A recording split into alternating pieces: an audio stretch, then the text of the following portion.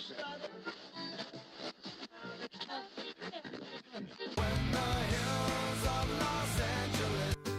Angeles, I'm most Hollywood nights. She goes to California, oh, California. What you say about Los Angeles? LA got the people saying,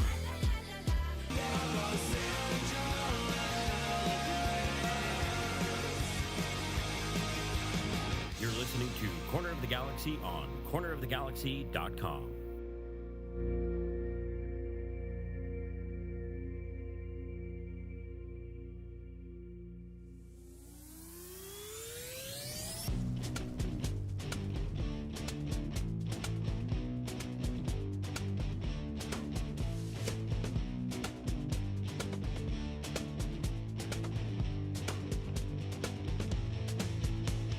It's time for another episode of Corner of the Galaxy from the Box, the show that gets you behind the scenes of the LA Galaxy and into the mind of soccer reporters and MLS experts. Your hosts for the day are Corner of the Galaxy's Josh Guesman and LA Times soccer reporter Kevin Baxter. Let's start the show. Hello, everybody, and welcome to Corner of the Galaxy from the Box on cornerofthegalaxy.com. I'm your host, Josh Guesman, coming to you on December 9th, a Monday. Your LA Galaxy are six-time MLS Cup champions. That's 6 cups, the first to 6, after they defeated the New York Red Bulls 2-1 on December 7th, marking a 10-year span without a title. There's a lot to get to. We have the game to talk about. We have the post-game to talk about. We have the post-post game to talk about. And we have the celebration, plus why the LA Galaxy are going to be a busy bunch. They were busy today. They're going to be busy tomorrow. We're going to talk about all that as we get you ready for this week. To help me do all that, he was there covering all the angles. He was getting doused in champagne. It is the panda himself, Mr. Kevin Baxter. Kev, how you doing? Hey, I did not go back yesterday. You did. I know Yes. You were there with 6,000 of your best friends at However- the celebration. However many, did they say how many people were there? I don't want to guess. I always think there's like 100 people, and then there's 10,000. I'm like, oh, there's at least 12,000 people here, and there's people are like there were 450 people here, but there were a lot of people. Let's put it that way. Well, there was a lot of people. I saw the photos. There was a lot of people. It's interesting though. We were talking before the show when we reported on the boycott and the little boycott protest that they had in Legend Court or whatever it's called there at the front of the stadium last year. We heard from a lot of Galaxy officials that our numbers were wrong, even though we both got them from police officers who told us what the crowd was. I guess if we estimated the crowd at this thing, we might get some calls too. People saying we're too small. Crazy. The number is too small. I mean, it was somewhere between probably 10,000 and 0, somewhere in there, and I would think like 7,000. I mean, there were a ton of people when I went to leave, and I had to leave early, and boy, did I not enjoy that part. But when I went to leave early, there were a lot of people there. Well, you left early because they started late. Well, they apparently started on time. We can talk about that whenever we get there. They started on the time that they were going to start at, roughly. They just didn't tell us what that time was. So yeah. I stayed home to do things that you are working on now, the trimming the tree, putting the Christmas lights up. I also spent part of the afternoon wrapping all of my dog's Christmas presents. Because it's what you have to do. Under the tree, Mhm. put them under the tree, went out to dinner with the lovely and talented Miss Panda, Yeah. came back, and guess what? All the dog presents had been opened, and he was playing with all of his toys Well, already. yeah, you're an idiot. What'd you expect to happen? I thought he would behave. Ugh. Obviously, he did not. Here we go. Kevin, I mean, I don't know. I keep trying to put this all into perspective. Just the whole weekend, just the whole understanding. We've watched this LA Galaxy team, and certainly through the last couple months of the season, stretch towards a team that I don't know that we thought was possible, right? We saw an LA Galaxy team that remained undefeated at home through the entire playoffs, and the entire season, including the playoffs. We saw an LA Galaxy team that tied the most number of goals that they scored in recent history, 69 goals. We saw an LA Galaxy team that was in first place in the entire Western Conference the whole year, and people keep and everybody, and maybe myself included, I think there was a little bit of inferiority complex where you're sitting there going, well, LAFC is still the team that the Galaxy have to beat. And when it all comes down to it, the LA Galaxy were head and shoulders the best team in that playoff race. It was not even close. And I'm sorry, I know New York had a couple chances to tie that game and do stuff. We can talk about the game. There was tension in that second half. There was tension that I haven't experienced a whole bunch of. But at the same time, Kevin, it felt inevitable. It felt like it was going to happen, and it kind of felt that way from the moment I showed up and we were walking around the concourse with a box full of pupusas. That's when I kind of realized the Galaxy were going to win. Well, and by the way, thanks to our friends with the pupusas, that was great. I had a couple of national journalists in. Jeff Carlisle of ESPN. Yeah, I was going to say it's kind of foreign. Steve Goff of the Washington Post. They were here, and I tried to get them into the pupusa thing and said, "You guys got to have some pupusas." And they were like, "No, we are not having that in the morning." Mm-hmm. So they were nice enough to give us some to take back to the press box. The people after, and we took them back, and everybody loved them. They were great. Steve had some. Steve, guys, I got to finally meet and say hi to Steve, who I've probably seen a couple of times, but we had a nice conversation. Jeff Carlisle, who I know very well over the years, I just talked him into it. I kept badgering them until they took the pupusas, and then they took the pupusas. And there were some other journalists in there, and they were sharing too. So it was this communal sharing experience, as the pupusas should be. But I wanted to talk a little bit about this Galaxy team. I was not a believer until the very end of the season, and the odds makers came on late too and made them a co-favorite along with Miami near the end of the season. But this Galaxy team is special. It really is special. It's not like the 2011 team that just was great from the start of the season. This was a team, I think, at the beginning of the year that kind of got by on talent. They were still individuals.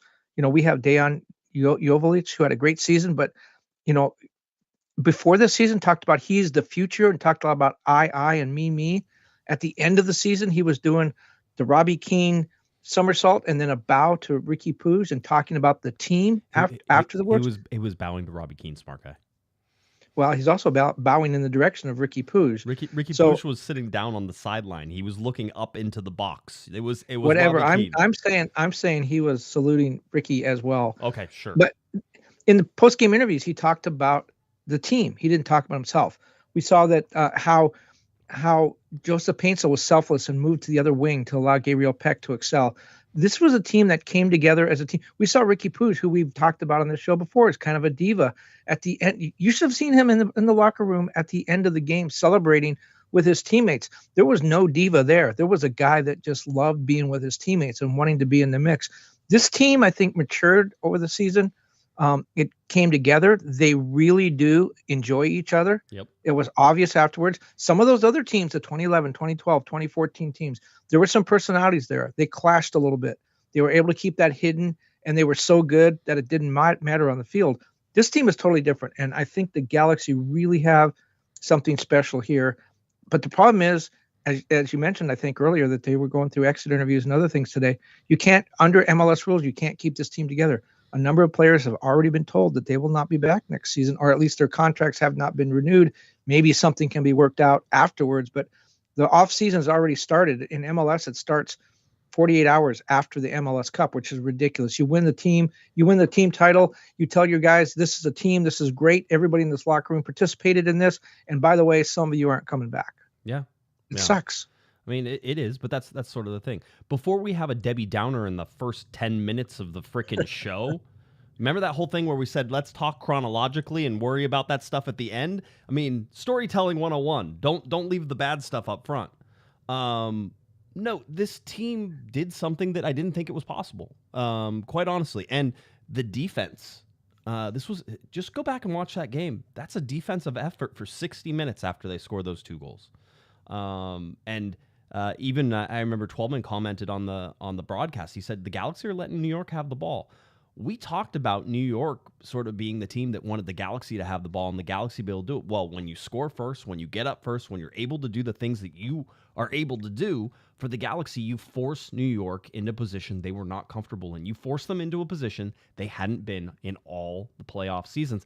And watching that happen, watching it happen live and sort of seeing that, to me, really showed how mature the LA Galaxy were in that moment, understanding what they had to do. Well, there were 2 things early, I thought. Well, first of all, I thought if the Galaxy got ahead early, the game would open up and it would be a rout. That didn't happen. But it was you're going to the starting lineup now. That this is really interesting. All the focus was on Marco Reus, and everyone just thought that he would start in Ricky Puig's place. That looked like the obvious solution. He's much more offensive than the other midfielders, kind of replace like with like, although no one can replace Ricky, not even Marco Reus. But instead, they went with Delgado. Vanney went with Delgado and Carrillo and Brugman in the midfield, and that seemed like a very unusual choice, especially when he had been hinting all along that Royce would play. It turned out to be great. I mean, Brugman wound up being the MVP and had the assist on the opening goal. But there was another thing that happened too that a lot of people seem to miss. Andres Reyes, who's a defender for New York Red Bulls, was pulled moments before the start of the game with illness, did not play. And I think New York, because it happened so soon, I mean, they didn't have time to sort of talk through alternative setups or how they were going to play. The first 13 minutes, the Galaxy had 2 goals, and at least one of them went through an area where Reyes would have been if he had played. And he's a key player for them. And so the Galaxy get up 2-0 in the first 13 minutes. I think a lot of that was the Red Bulls trying to figure out how to play without Reyes and who was responsible for certain areas of the field. That was a big change for them. Yeah, I think it was. It was something that certainly changed there. But the other thing was that, I was convinced it was going to be a Diego Fagundes who started, because if you looked at all the times Ricky Puig hadn't played, it was going to be Diego Fagundes. I think with Marco Royce and the groin injury, or we were worried about a groin injury. The groin injury, right? I think that there was certainly some issue about him long term. He did start in the Seattle game, but didn't make it past the first half and had to come out. And then so you see him in this game, and you're sort of like, okay, this is not the game for him to have to be pulled in the first half again. This is a game where he's going to have to be able to play 60 or 70 minutes, and I didn't think that was going to happen. So for me, I was like, Diego Fagundes is going to be the guy. It was funny. I was talking to Joe Totino before the game, and I said, I think it's Diego. And he goes, no. He goes, it's going to be Brugman. And, of course, Joe's one. I have no doubt in my mind that Joe thought it was going to be Gaston Brugman the very first, as soon as he heard Ricky Puig was hurt. I would imagine he knew the lineup before I did. That's fine. That's not a complaint. It was one of those things where I'm like, Joe knew that Gaston Brugman was going to start as soon as Ricky got hurt. And to see Gaston be put in that position was a ton of fun. I mean, just to watch how the Galaxy played, to have Cerrillo and Delgado sort of be able to be partners in there and watch Gaston Brugman be able to push the pace forward. An absolutely wonderful, gorgeous pass that he finds to Joseph Paintsil. All the right pace, all the right directional savvy there. A give and go in the center with Mark Delgado that beat a guy. We heard about this Red Bull press, Kevin, and I was ready for this Red Bull press. I was ready for this high-flying, smart Red Bull press. They looked scared from the very first whistle with that press, like the Galaxy were going to tear them apart. And because of that, I thought they hesitated in the moments where they could have caught the Galaxy out. Rarely. They got one good breakaway the entire game, and credit to the LA Galaxy for that as well. But they got one breakaway where they were dangerous. Maybe should have scored on that breakaway, by the way. But one. And this is a Red Bull team that had been living on creating those moments and capitalizing on those moments, and they didn't do it.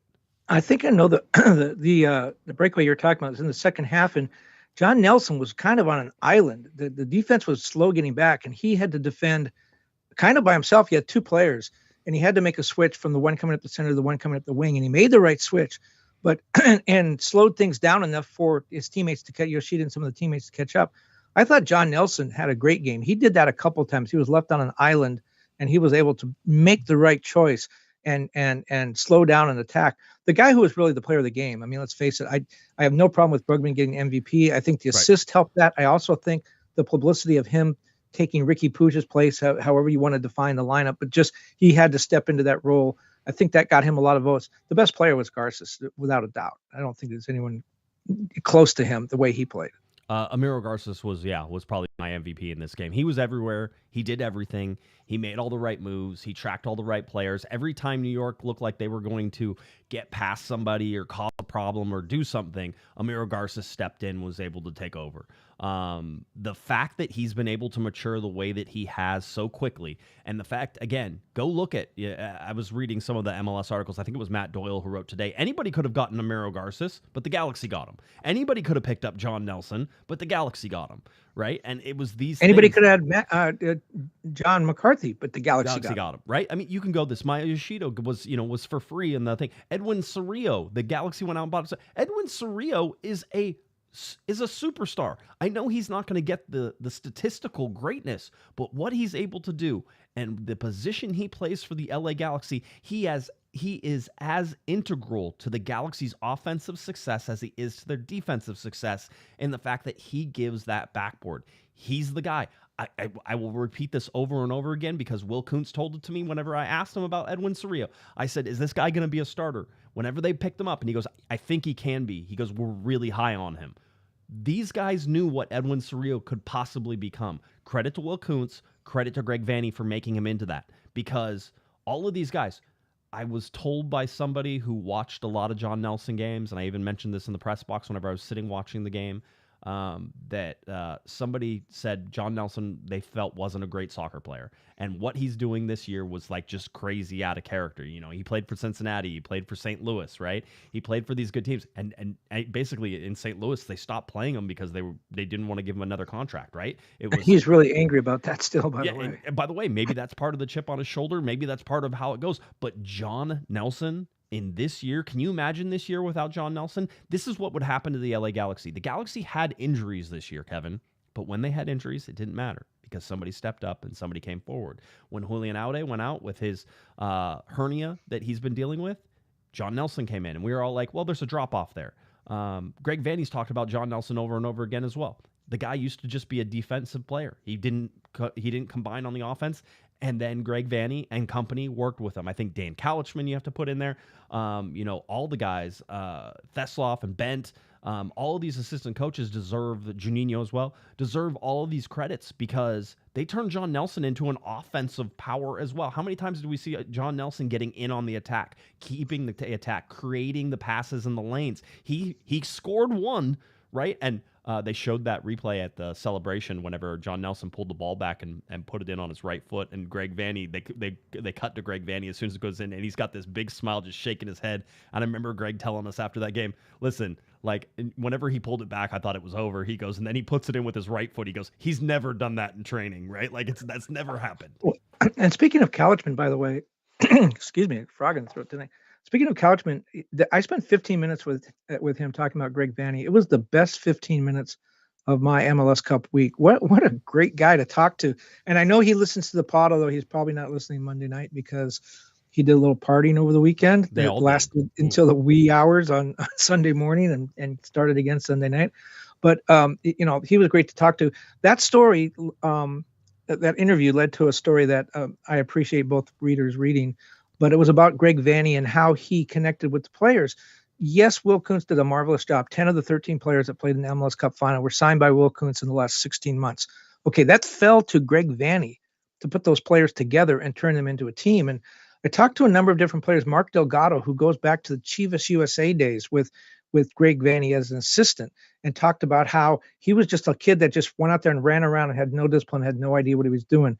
Greg Vanney pulled him aside, put an arm around his shoulder and said, let's go watch some tape. Let's talk about this. And he said, Greg Vanney made me into a player, made me into a thinker, a guy who looked beyond what I was doing. Dejan Joveljic said, I came here because of Greg Vanney. That is a good guy to name right now. Dejan Joveljic. What an absolute monster of a year he had. Remember when everybody was saying that the LA Galaxy needed another striker because Dejan Joveljic wasn't going to be the guy? Do you remember? I'm pretty sure we were saying that at the beginning too, right? We were saying, I don't know, this is going to be interesting. Let's see what he does. He's a good super sub, but is he a starter? You know what Greg Vanney did with him? Dejan said he came because of Greg Vanney, but I think this was missed I think Vanney's interpersonal relationship with these players. He took Peck and took him from a winger that played with his heels on the sidelines to a guy who played in the box. And what happened? This guy scores, a ton of goals and is the youngest player ever to have more than 30 goals and assists in a single season for the Galaxy, 30 goal contributions. Greg Vanney just, was a master with these guys, and a lot of that was overlooked. And I think that's why this went from a team of individuals at the beginning of a season to a team with a lot of chemistry and real genuine love for one another at the end of the season. But, Joseph Paintsel talked about how Greg Vanney was like a dad to him. But what I think happened with Dejan Joveljic, another thing that was missed, is at the beginning of the season, if you remember in the preseason, everybody was talking about Dejan needs a backup. The Galaxy needs another striker. Even if he's their starter, he can't play a full season. He's injury prone. He's going to get hurt. They're going to need a backup. Greg Vanney said no. He said Dejan's my guy, and he said at one point he said Deion's been talking a good game for the last couple of years. He wants to be a starter. Now he's a starter, and let's see if he can do it. And if he can't, we'll go get somebody. He did. I think Greg Vanney, he knows that Mark Delgado needs a hand around his shoulder to help him. He knows Deion needs to be kind of challenged. Right. And he challenged him.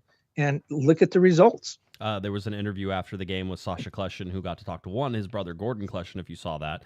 But the other one was that he got to talk to Deion Joveljic. Deion has credited Sasha Kleshin with, making him into a professional. Sasha told us at one point that I think Deion was over at his house, and like whenever they were teammates, he would have him over and they would talk about, what it takes to be a professional, what it is to do. So there's some mentoring stuff that happened there. I mean, Deion Joveljic was everything that the LA Galaxy asked for and more. By the way, I was going through the last year, sort of the players that moved on from last year. I just want to go over these again, just so you remember what happened, because there was some real concerns with some of these. Obviously, Chicharito no longer here. Costa no longer. Lucas Caligari, remember Lucas Caligari, a prime right back. Everybody was really excited about him. He gets injured, and man, if he didn't get injured, he probably would have stuck around, right? One of those guys. Michael Barrios was on this team. Uri Rosell. Tyler Boyd is a great one. Remember whenever Tyler Boyd went, Galaxy are going to rue the day they let go of Tyler Boyd. Nope. I mean, it's rough to say, but nope, didn't need to do it. Kelvin Leardam was on this. Billy Sharp. Everybody who said the Galaxy needed Billy Sharp should have to stand up and pay me $1 or something, because that was a decision that was made early on. It was very unpopular, Kevin. Not saying, by the way, the LA Galaxy don't need some depth, but Miguel Berry, one of my favorites actually to talk to after the game. I'll talk to it a little bit. We are doing some super chats and sort of going through some of these things right now. Our super chat goal for this one is we get 20 super chats, and we're only 4 away, so I imagine we're going to get there. But if we get to the 20, Kevin and I will talk about our favorite moments, right? And I have 2 really fun moments. One of them I think Galaxy fans will really like, and then one of them is just more about me and what I like. By the way, let's get to these super chats because I got 16 of them to read. Are you good? You going to tuck in for a second? Yeah, I want to talk about Sasha when we come back. Okay, sounds good. Rich, $6 super shot. Ta-da! I imagine he's saying, ta-da, we did it. There it is, Philip, by the way, great message. $2 super chat, not 13th. They still need a t-shirt that says not 13th. I 100% need to get on that. Aaron, $5 super chat. Always like having Aaron in the chat room. I don't really follow soccer outside MLS, so I'm wondering who Ricky modeled his style of play after. I've never really seen anyone play like him. I mean, there it is. I mean, he's unique. I mean, certainly, I think if you're at Barcelona and you're sort of underneath Messi, with what Messi is able to do whenever he was younger and how he was able to do things, in my mind, Messi's a little more of a combiner, but we've seen Messi dribble through and around and, tie guys into knots, and I think Ricky Puig has that ability to do it as well. I don't think it's a stretch. They know each other. I don't think it's a stretch to say that Ricky Puig was looking at, Lionel Messi whenever he was growing up. I know that's a simple answer, and I'm sure there's probably more complex answers whenever you look at some of the other midfielders who are at Barcelona and who some of his coaches were and all those sorts of things. But if you're trying to develop midfielders, especially central midfielders, there's not like better people to look at than Messi and some of the other Barcelona characters that were there. Yeah. I think he's a combination of Messi and Iniesta because he doesn't go full on to goal. Like Messi scores a lot of goals. Right. Ricky is a more of a distributor, a little bit like Iniesta. I would say he was a combination. Certainly the dribbling is Messi. Right. You can see that. Leo, $6 super shot, $6 for the 6 times champions. I believe we can pull a repeat next year like we did for 2011 and 2012. Let's be on the record right now. This is going to be something that you need to embrace. You need to pull into your soul. Repeating a championship in any league is nigh impossible. You are talking about the upper echelons of the greatest of the great. The LA Galaxy winning 3 out of 4 in 2011, 2012, and 2014. If that happens again, the world will explode. Like the odds of that happening, especially in Major League Soccer, Kevin, you already pointed out where it's difficult to keep teams together. Let's take John Nelson. You don't think John Nelson wants paid more after the season he had? You don't think John Nelson's like, hey, pay me. Look what I did. I'm supposed to be a backup. You paid me like a backup. I started all those games. Where's my money? By the way, John Nelson may not say that, but I'm saying those are the positions the LA Galaxy in. It is super hard. Is it impossible? It's very near impossible. It's also really hard to win a league that has 29 teams in it. But the LA Galaxy did that this year. There are 28 unhappy teams right now, Kevin. And the Galaxy has a target on their back for all those teams. Even a team at the bottom of the table can make their season by knocking off the defending champs. It's going to be I think the Galaxy did sneak up on a lot of people. I don't think people were really paying attention until late July, early August. And by then the season was almost over. It was too late. So they're gonna sneak up on anybody next year. Ron with a $6 super chat. I know $6 seems like a random amount. Not tonight, Ron. Pato and Panda, you are blessings to me and this team. A little Joseph Paintsel. By the way, you get an MLS Cup and you get a free concert. To me, that's amazing. I don't know that we're ever going to see that again. Let's see. Dirty $5. I tried to do my research, but I have yet to understand how to qualify for the Club World Cup and why we are not there. Because no Messi is on the LA Galaxy team. Had there been a Messi on the LA Galaxy team, I imagine that FIFA would have absolutely wanted to take the LA Galaxy and MLS Cup. He's right. That super chat person is right, because the rules say the league champion. Right. It's the league champion. The Galaxy are the league champion. The Messi and Inter Miami, they are not the league champion. They're a Supporter Shield winner. But clearly FIFA can do whatever it wants. It's its tournament. They wanted Messi, and they didn't want to take a chance of him losing in the playoffs, which he did. Yes, yeah, absolutely. Feel the Berm, $6 super chat. We're the undisputed greatest of all time. I have stats on that, Feel the Berm. I am ready for those stats. Let's see. Of course, right whenever I clicked it, it went away. Let's not do that. Let's come over here. Okay. It scrolled all the way down because we have so many super chats I still need to get to. I have stats too, by the way. We can have dueling stats later. Oh my gosh, this is amazing. Let's see. Philip, by the way, $2 super chat. I know we're all still in shock and disbelief. It does feel a little surreal. This was a team where we were like getting yelled at like all the time, Kevin, last year, because we were just telling the truth about the team. And now, I got more than a few hugs in the locker room from guys. And listen, guys are celebrating. They're ready to basically hug anybody. So if you just sort of get in the way, you're going to get hugs. But there's some interesting things in there that we can certainly share. Philip, $5 super chat. Couldn't resist telling myself that we would have scored like 4 or 5 if Puig was playing. Let's all be honest. We all were, right? Hey, I think that's less of a game if Ricky Puig was playing 100%. But Gaston Brugman is really awesome. Darren, $6 super chat. Joe Tutino is awesome. By the way, Darren, you could have stopped right there. We would have agreed 100%. Joe Tutino is an awesome legend. He's up there with Chick Hearn, Vin Scully, Jaime Hareen in terms of the ultimate announcers in Los Angeles. Is there somebody else I'm missing? Bob Miller from Ralph the LA Fowler. Kings. Yep. So absolutely, he says Joe Tutino is awesome. He greeted the fans waiting in line to get into the Legends Plaza store before gates were open and talked to the fans. He is a legend. He is awesome. He belongs in Legends Plaza there, by the way. Let's see. Studio, $6 super chat. Corner of the Galaxy made the season even more memorable than it was already going to be. Mil gracias. 1,000 thank yous. Let's see. Adam, $5 super chat. Guys, I don't disagree with Brugman getting Finals MVP, and the other person could have been Garces. I'm not going to take it away. Listen, first of all, they email you while you're watching a game to do these votes. Like, did they not realize I'm busy doing stuff? Like, I'm not checking my email for emails, worried about who I'm going to vote for. So I didn't even get a vote. I should have voted, and if I would have voted, it would have been Garces. But I was busy covering the game. I don't have a problem with Gaston at all. He placed a lot of pressure for his position. He had that Puig-like pass, set up the goal. He's fine. He's a great MVP choice. I don't have a problem with it. I'm like you, though. I would have voted for Garces. I think clearly he was the best player of the game. That doesn't mean he's the MVP necessarily. Right. I don't have a problem with the vote. Zero issues, by the way. Gaston Brugman, I got to talk to him afterwards. Amazing. Just so much fun. Freddie, $5 super chat. Been listening since 2015. It's freaking awesome to finally get to hear an episode about an MLS Cup championship win. You just missed him, Freddie. Man, 2015. You should have been around for 2014. We were doing all sorts of fun stuff. Keep up the good work. Go Galaxy. Thank you, Freddie. Appreciate you. $2 super chat. Oh, the Gio Reyna loan. Likely or not so? I'm going to say not so. But we will certainly see where all of that lands. I mean, we're now getting into the part, Kevin, where we have to start paying attention to some of those, right?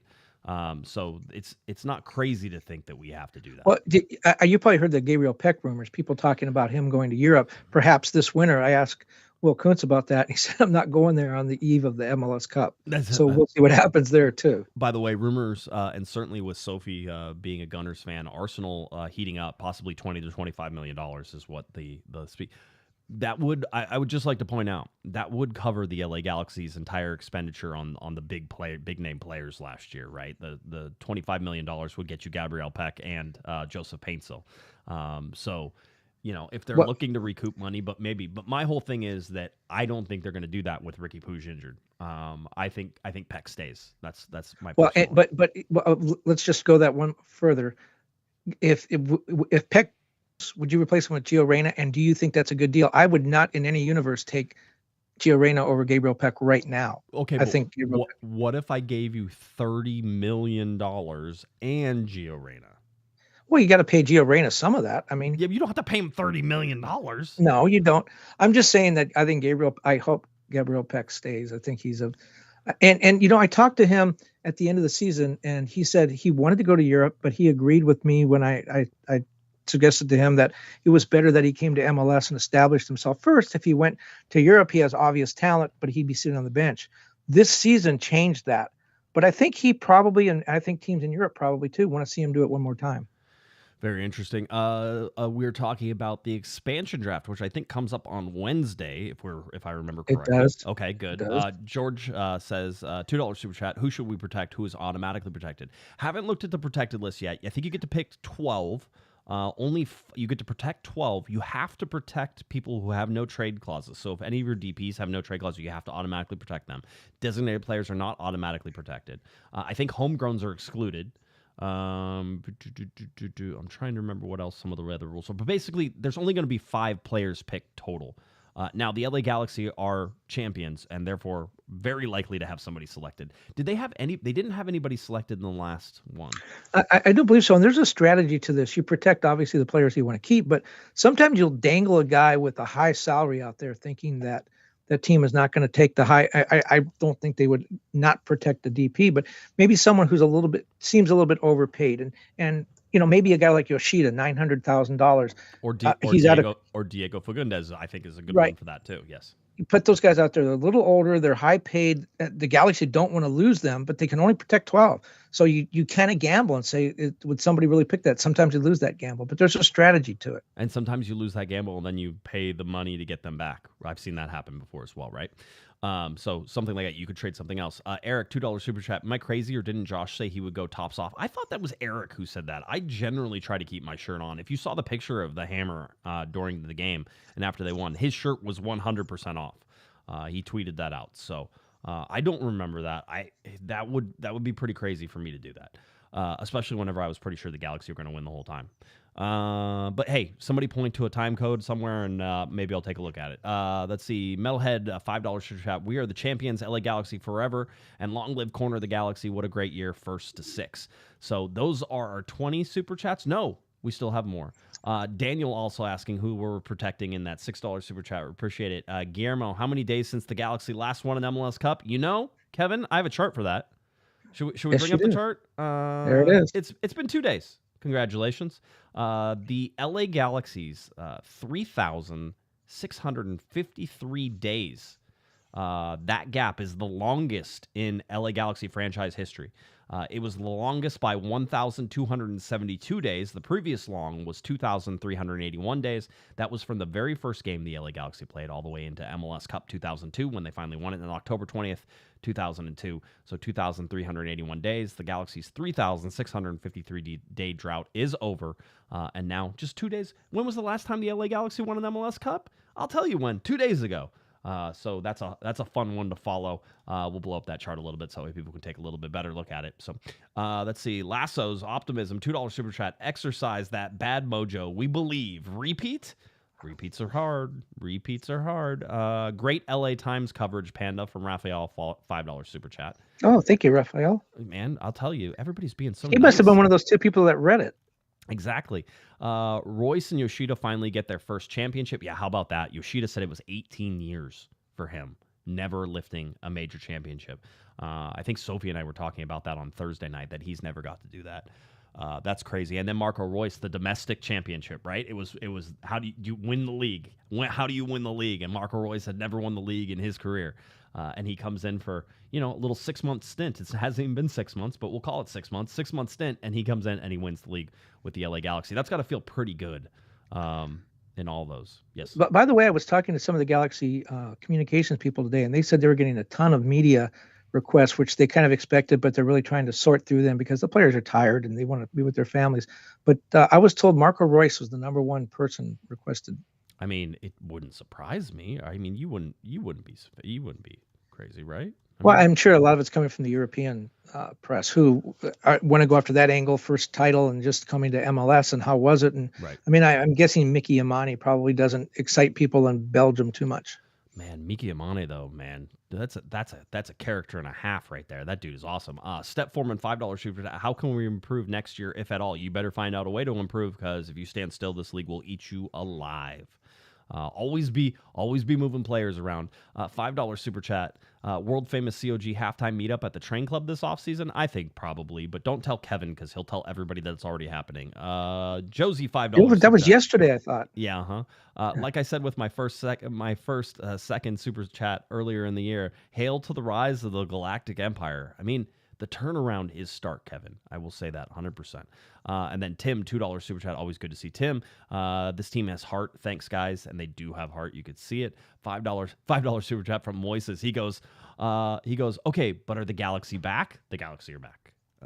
That's it. Do you know how long it's been since a team went from 8 or fewer wins in a regular season to a title, MLS Cup title in one season? 2009. No, it's been 23 years. The Earthquakes won the title in 2001. The year before they won only 7 games. So it's been 23 years since the team has done anything close to what the Galaxy just did. I mean, we talk about it being record-breaking Galaxy. This really was a team that set a lot of records, and now we have to sort of start sitting them. Okay, so where do they sit in terms of the all-time greatest LA Galaxy teams? I'll tell you right now.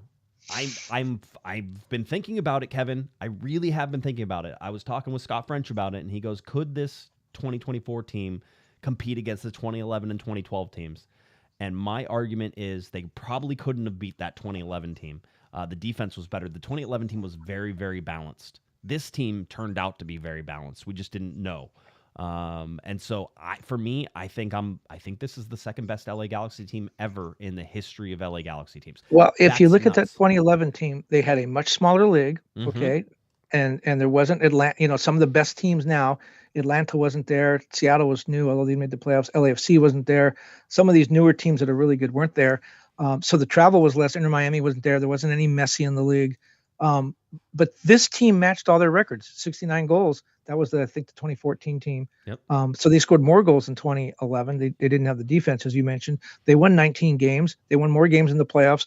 They scored more goals in the playoffs. When you look at the numbers, this team is the equal or better than 2011. I kind of agree with you. That team was, so superb defensively. It would have been very hard for this team to break those guys down. But certainly you can't.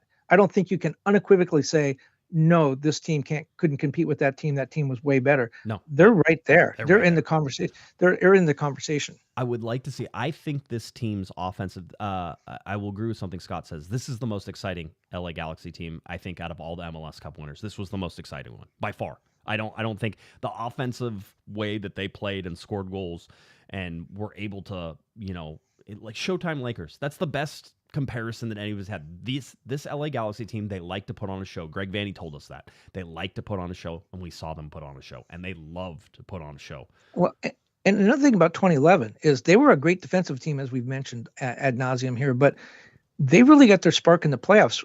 Robbie Keane showed up in August and started scoring right away, and they won that title they got to the MLS Cup with the defense. They won the title behind Robbie Keane, I think, in the playoffs.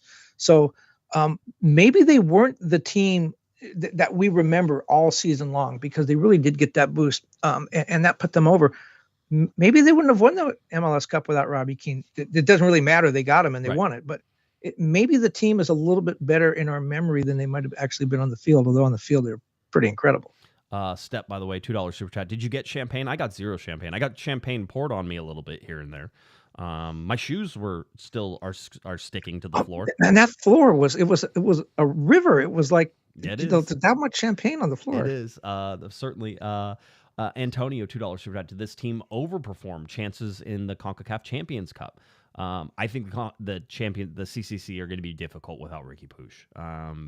And we'll see. We actually got information on that today. Basically, the draw happening tomorrow. The LA Galaxy afforded that first round bye, so they're already into that tournament, along with other MLS Cup, the Columbus Crew. And then you have some Tigres in there, and you have some Club America and some Monterrey who've already Cruz Azul in there. Yeah, Cruz Azul is in there as well, right? So you can sort of see that they're sort of there, and how it goes. So now we get to watch for that draw and see who the LA Galaxy are play. But if you do it 1, 2, 3, the LA Galaxy 4 wins away in the CONCACAF Champions Cup, basically to get them, or 4 series away, I should point out, 4 series away from clinching a CONCACAF Champions Cup. That's and I would have. I mean, they got the cream of the Mexican League, I think, on their side of the bracket. I would have loved to see Ricky Puig play against those teams. I think that would have been really fun. I think the Mexican fans would have loved it as well. It's just really sad that we're not going to get to see that. Yeah, and by the way, I think everybody right now is sort of expecting Puig possibly in August. I think that's the guessing game right now is August. I don't know if that changes or how that works. Certainly, you saw him walking around and doing stuff. He was partying still. He was doing okay, but he still has to go and have surgery and all that fun stuff. I think you might see him earlier. I'm not a surgeon. I didn't even sleep at a Holiday Inn Express, so I can't even pretend to know anything. But remember, he played 30 minutes on it. He was walking around on it at the stadium. I guess he hasn't had the surgery yet, or he wouldn't have been walking around on it. Correct. So it a tear is a tear, right? And it needs to be repaired, and the surgery is what does the damage, not so much the injury. But it just seems as if you had to have an ACL tear, it seems like his is not as serious as some other guys who just could barely move afterward. Yeah, I would just say that I would say being optimistic on the ACL is not really going to help you all that much. I don't think. I think you're still going to look at 6 to 9 months, and so I think that's August. And if it's earlier, it's earlier, but I wouldn't be counting on it. I don't know what the LA Galaxy are going to count on. Philip, by the way, $5 super chat. Who got irritated every time LAFC was mentioned? I mean, I was a bit irritated by the comment there, Philip, just because who cares? Like, you just won an MLS Cup. Go celebrate that. Antonio, $5 super chat. Hot take. Do you transfer Brugman for a true 10 to fill in for Puig, who would free up space? That's sort of the next thing that we're waiting for, is to see what the LA Galaxy do in the transfer and everything else. Kevin, by the way, and that's you. We already talked about Kevin saying Royce and Yoshida finally getting theirs. Jose, $5 super chat. Thanks to Josh and Team COG for keeping us going through the tough times. You guys are truly the MVPs in my book. We didn't get a trophy though, Kevin. Nobody gave us a trophy. We didn't even get a ring, although I do have this 2002 ring. Yeah, the Galaxy, if the Galaxy want to make a goodwill gesture to all the fans now that things have changed, complete the set of rings. Like, where are the rings? That's the real thing. The replica rings were supposed to be a set 2002, 2005, 2000. They're very nice. Look at that. I know. Swear to God. I know. That way. Everybody wants them. Very nice. Christian, by the way, $2 super chat. If Brugman leaves, I will be devastated. The nicest man in the world. Such a fun football player to watch.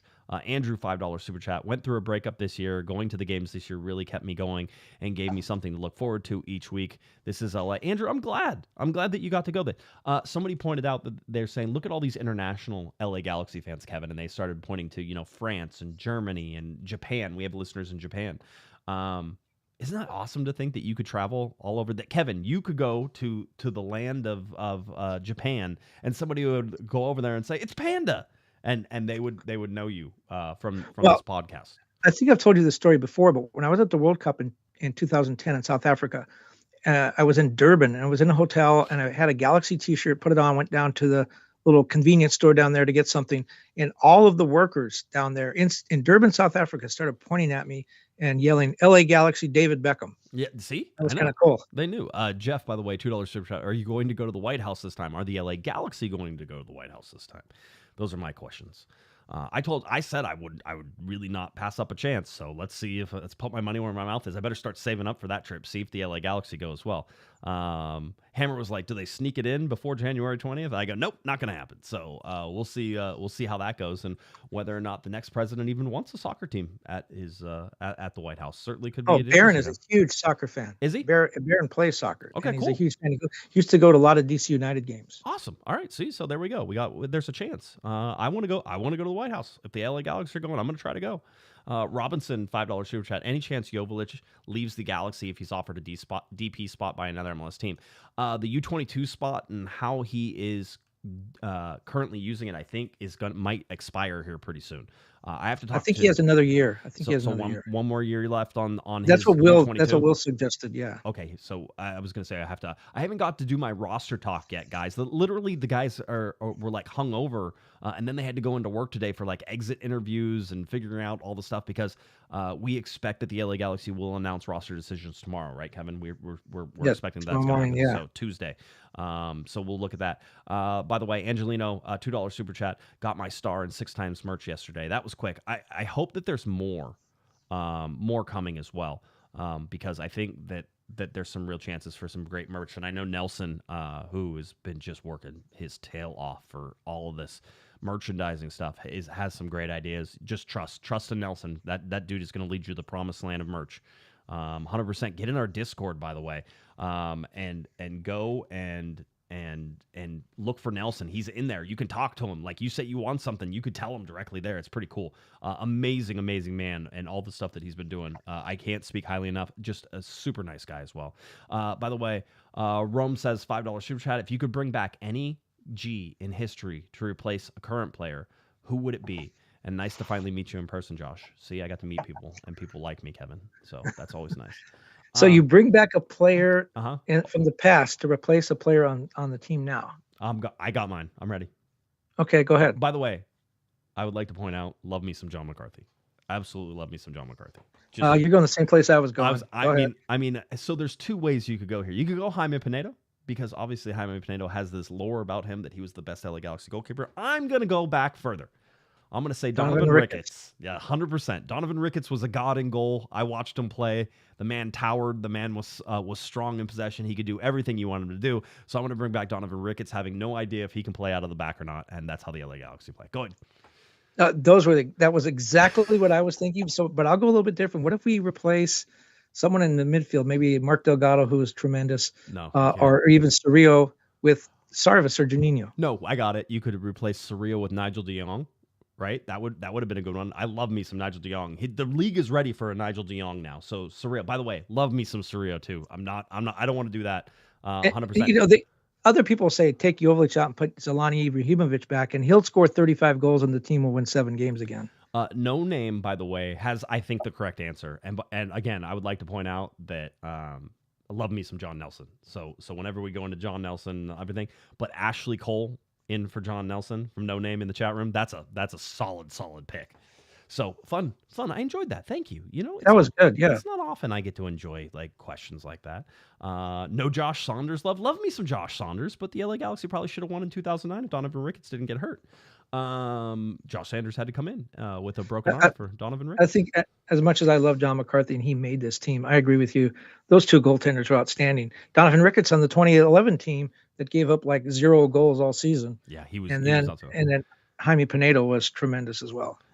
His first name was Donovan and his last name was Ricketts. He was born to be the Galaxy keeper. That was from The More You Know. I just added the dramatic reading to that. We have overly hit our quota here for super chats. So I want to get to some of our best moments, but I also want to cover some of this. 26,812 people at Dignity Health Sports Park. If you were there, I know you felt it. That was an amazing thing to sort of go and watch and be a part of. Oh, by the way, hot. It was hot at this game. I still haven't gotten to really talk to players, and I hope to in this offseason to try to find some guys to talk to about the weather. It was warm, and it was warm enough. I thought maybe it might have affected something. Did you ask the question? I have a stat. No, okay. It was the 7th MLS Cup that began in temperature outdoor that began in temperatures of 70 degrees or higher. You know, at the end of the game, it was 79. I don't know if that makes it the hottest. I doubt it. It must have been someone hotter. But it was one of the hottest MLS Cups on record. because it started in the afternoon. That is awesome. That is awesome. That's really fun. Can I say something real quick? You mentioned Sasha Kljestan, and I know that after the Western Conference Final, he was booed on the field. Yes. Because he picked the Galaxy to finish 11th, which was a two place improvement. He was booed for two reasons. One, because he picked the LA Galaxy to finish 11th, and two, because he called the Galaxy an aging movie star. Correct. Okay, continue. Well, so 11th, that's actually a 2-place improvement over where they were the year before. But you know what? Only 2 other Apple people picked the Galaxy. It was a whole group of more than a dozen Apple personalities that did this. Only 2 others picked them to pick higher than 5th. And you know what? That was a solid pick by Sasha. And let me tell you why. The Galaxy only had 2. They had the lowest scoring leader in history. Tyler Boyd and Ricky Puig last year scored 7 goals and led the team. They got rid of Tyler Boyd. They lost Douglas Costa. Everybody wanted Billy Sharp to come back, remember? Yes. And everybody liked Jonathan Bond, even though he gave up a ton of goals. And by the way, Greg Vanney was really good on what happened with Jonathan Bond in the postgame. But nobody expected the Galaxy to do this well. They started the season with Caceres and Jalen Neal were both coming off injuries. They didn't really have a center back pairing. They had a new goalkeeper. Nobody knew Peck and Paint. So we all Googled them and we were encouraged by what we saw, but nobody knew if they were going to pan out. How many times have we been told that the Galaxy are getting the next guy? It's going to be these French players, and now it's going to be Douglas Costa is really, ready to come back. And none of those guys pan out. I thought 11th was a solid pick, and you can disagree with that, but you can also celebrate the fact that the Galaxy just kind of came from nowhere, and got here, and it was amazing. And so what if they were picked to finish 11th? A lot of people would have picked them to finish 11th because they just didn't look like the team they turned out to be. So, salute the fact that they turned into world beaters, because that's what happened. They turned into world beaters. They weren't at the beginning of the season. And I think anyone had said in February this was an MLS Cup champion team, they're lying to themselves, because they didn't really feel that way. I agree. I said the top 5 in the West, and I thought just because. But by the way, I think that was hopeful. I was leaning into the fact that I thought that the LA Galaxy knew what they were doing. I don't know that was I don't know that was proven, Kevin. It was one of those things. It's like it probably wasn't proven, but we thought that perhaps they knew what they were doing on this. By the way, big news. Leo, $6 super chat, would like to also share. I proposed to my now 2-year now fiance the same day Galaxy won their 6th title. Fair to say that I won twice over that weekend. Got to see the LA Galaxy lift a trophy, and then committed to spending thousands of dollars on a wedding, all just like that, in just the blink of an eye. So congratulations, Leo. That's awesome. Enjoy it, because it's a fun time. $5 super chat. Reasons for MLS Cup in the daytime. We had them at night before. East Coast. They wanted that East Coast window. They were convinced that Miami was going to be in it. So, they were definitely shooting for that 3 o'clock, 4 o'clock window there. So it was interesting to sort of see how that goes. So, certainly interesting on that end. The LA, this was the interesting stat. 3 and 30 minutes. Today's MLS Cup featured 3 goals in the opening 30 minutes for the 3rd time in league history and first time since MLS Cup 2015. Do you just want to call me back, because you seem to be having problems? Okay, call me back. I'll put you on. Okay, there we go. I'll go over some stats while we wait for Kevin to come back. Today, but like I said, 3 goals in 30 minutes was a big deal. And then of course we had the whole idea that 18 goals in a single postseason was also a record there, Kevin, and that was a pretty big record. By the way, Greg Vanney's old team, the 2017 Toronto side, was just beat by by Greg Vanney's new team, 2024 LA Galaxy side, in winning 18 goals in a single postseason. The LA Galaxy are the record holders for that, which is pretty impressive overall. Yeah. Can I share a couple stats with you? Yeah, go ahead. So with the 6th MLS Cup, the Galaxy not only extended their record for most league championships, but with DC United, they're now tied for most trophies won by an MLS team with 13. The Galaxy have 6 MLS Cups, 4 Supporter Shields, 2 U.S. Open Cups, 1 CONCACAF Champions League. So they have tied with DC United with 13. Galaxy have won 21% of the MLS Cups awarded in the league's 29 seasons. Galaxy have won 51 playoff games in 82 tries. Only 4 other teams in MLS have even played 51 playoff games. No other team has won more than 20. So the Galaxy, or more than 30, excuse me. So the Galaxy are 21 ahead of the second place team for playoff wins. As you mentioned, the playoff goals broke the record. The goal differential, 18-4, also a league record for the playoffs. Greg Vanney is tied with Steve Cherundolo, 70.8% winning percentage in the playoffs. He's 16-6-2 in 24 playoff matches with Toronto and the Galaxy. And Cherundolo's only managed 12 games. So Vanney has the same record in twice as many, or same percentage in twice as many games. Yeah. And the Galaxy this year at Dignity Health Sports Park, 17-0-3, won their last 15 MLS games. They had a draw with Chivas in the League's Cup in the middle of that, which kind of broke the streak up. But in MLS, 15 straight wins at Dignity Health Sports Park dating to May 25th. Yeah. So that's a lot of records. Yeah, the other part is 17 victories at home. The LA Galaxy have equaled the MLS record for the most wins at a venue in a single season, regular season, and postseason. I have one for here. We talked about it. The club has captured more than 20% of the cups ever handed out. This is in the 29 history of the league. 29-year history of the league, the LA Galaxy have captured more than 20% of the cups ever handed out, and they've been to 35% of the finals. Kevin. And that's with a 10-year drought. That's with a 10-year drought of not going there. And I have to bring this up, and I thought about this a lot. Did I want to say this? But you see how fast they turned around after they made some changes in the front office? Yes. And yes, they cut lightning in the bottle. A lot of things fell into place. John Nelson wasn't available. McCarthy wasn't available. A lot of things happened that wouldn't have happened earlier. But you got to ask the question, if the Galaxy had made the change in the front office 3 or 4 or 5 years ago, how many MLS Cups might they have won in that period? Yeah. No, it's a crazy one. My other stat, and I think I followed along, this is the first time the LA Galaxy have ever completed a MLS Cup playoffs having won 5 straight games without any losses. It's actually pretty slim whenever you look at it. So I went back and looked at all of them. In 2002, they were 5 wins, 1 loss, 0 draws, right? And certainly there was some weird stuff going on in 2002. They had golden goal and other things that were sort of popping around. So one of those extra time was like an extra time golden goal in that one. In 2005, the Galaxy went 3-0-1, so undefeated, only played 4 games, ended up lifting an MLS Cup. 2011, won 4 straight games. All right, didn't lose any, didn't tie any, but they only had to play 4 games, Kevin. So 4 straight games. The LA Galaxy couldn't do that in 2011. In 2012, they had to play 6 games, 4 wins, 2 losses, still lifted an MLS Cup. In 2014, the LA Galaxy were 3-1-1 in the playoffs. All right, so again, 5 games, but have a loss in there. This is the first time the LA Galaxy have ever played 5 games, didn't tie a game, didn't lose a game. And in this format, the way that it is, you can't lose a game and hoist an MLS Cup. The LA Galaxy didn't do that. Only took 2 games to dispatch Colorado, then beat Minnesota, then beat Seattle, then beat New York Red Bulls. So that was it. That's all it is. And yeah. And they outscored the opposition by 14 goals, almost 3 goals a game. The other streak that the LA Galaxy kept alive was making sure that the Red Bulls have never, ever won an MLS Cup. So 29 years and counting, MLS as a whole has conspired to make sure that the New York Red Bulls, even when they were the Metro Stars, have never won an MLS Cup, and they've only been there twice.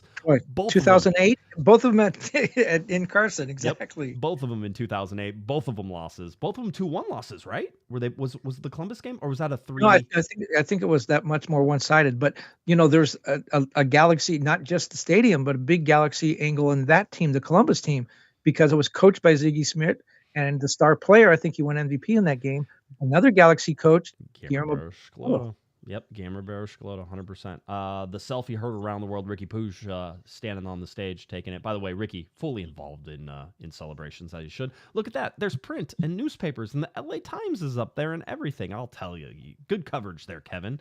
But that particular montage is all of their 6 MLS Cups. It is. Isn't that crazy?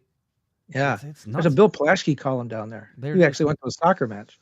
By the way, a bunch of guys were sending out tweets today. One of the things, Dejan Joveljic in the locker room, I missed this. I watched it on a video today, confirmed he's expecting a baby. He's not showing, so I don't think it's him.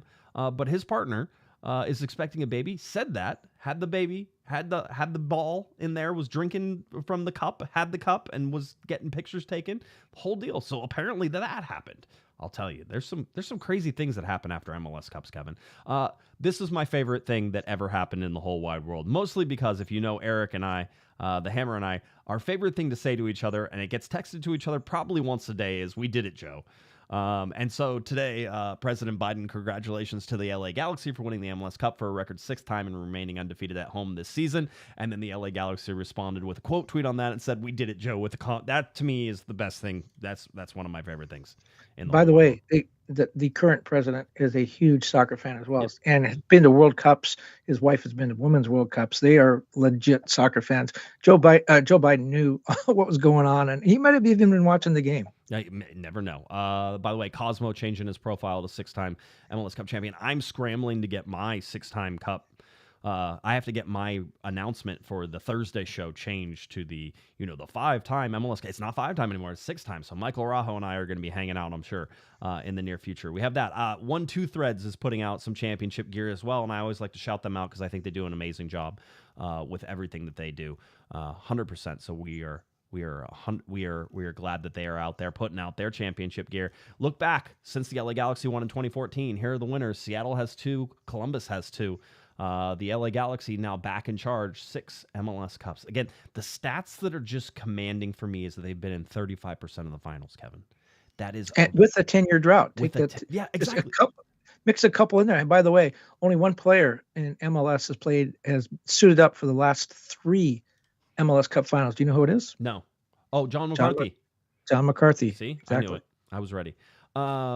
Locker room. Let's talk about the locker room. We don't get to go in there very often anymore, and it was popping off. They did all the photographers and everything. They did the champagne posts and they did those, and then we got to go in there. And it was an absolute free-for-all, which is what you would expect it to. Champagne was flying around. There was beer flying around. One of the largest cheers of the entire night was whenever the LA Galaxy ran out of beer. And they're like, "Oh, we're out of beer." And then somebody found a whole cooler that was full of beer again. And then everybody got really excited again. So that was one of the big cheers that was in there. But basically, it would ebb and flow. The music was playing. Some of the video I'm showing I shot. And basically, it was Ricky Poos trying to pick the next song on the he had the aux cord connected to his phone. And so he was picking the next song. And so you had all these guys. Diego Fagundes was in there. I got to talk to him a little bit as well. So, I mean, I can give you some of these insights. I will say, here's me looking like a giddy little schoolgirl in there after I think got champagne poured down my back. So that's probably what that look is. But with Gaston Brugman, and Gaston talked to me a little bit about, and Gaston, as we know, Kevin, doesn't speak the best English. I went up to him, I said, I said, "Congratulations." He said, "Thank you." I go, "Can you do this in English?" He goes, "Let's try." And so we did a little talk back and forth. The main takeaways that I remember from that is he talked about the family that this team is, and he said how difficult this year was for him, and that he was so thrilled that he was able to participate in that game and do what he was able to do, and winning the finals MVP and all that stuff meant so much to him. Such a class act. Just an amazing guy. Gave me a fist bump on the way out. He was just really excited, and you could see it. And he loved talking to everybody and loved celebrating the whole thing. The locker room's a strange place sometimes, Kevin. After a championship with champagne dripping off the ceilings, you're walking over corks and bottle caps and everything else that's on the ground.